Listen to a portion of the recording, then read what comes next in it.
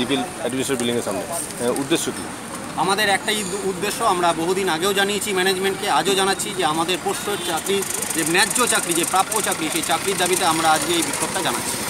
এখানে কতজন মিলে এই বিক্ষোভের সঙ্গে? আমাদের প্রায় আনুমানিক 100 জনের মোটামুটি আমরা পরিবার এখানে জমায়েত হয়েছি।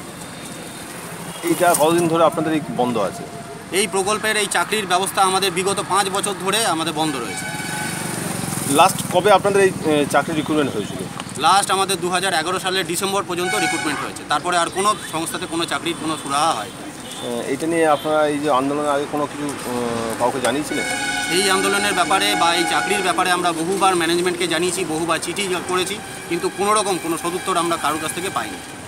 তার জন্য কি পথে নেমে এসেছেন? তার জন্যই আজকে আমরা পথে নেমেছি। এর থেকে আরও আমরা বৃহত্তর আন্দোলনে ঝাঁপিয়ে পড়ব।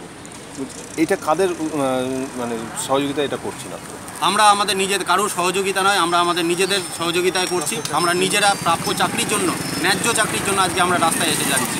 কিন্তু প্রত্যেকটা সাংগঠনিক যারা দল রয়েছেন তাদেরকে সবাইকে আমরা বলেছি যে আপনারা আমাদের পাশে এসে দাঁড়ান, নইলে আমাদের এই যে সংসারগুলোর অবস্থা, যে অর্থনৈতিক অবস্থা আজকে দুর্বিষহ হয়ে উঠেছে, নইলে কিন্তু আর মানে বেশি দিন গেলে আমরা আজকে রাস্তায় এসে দাঁড়াবো।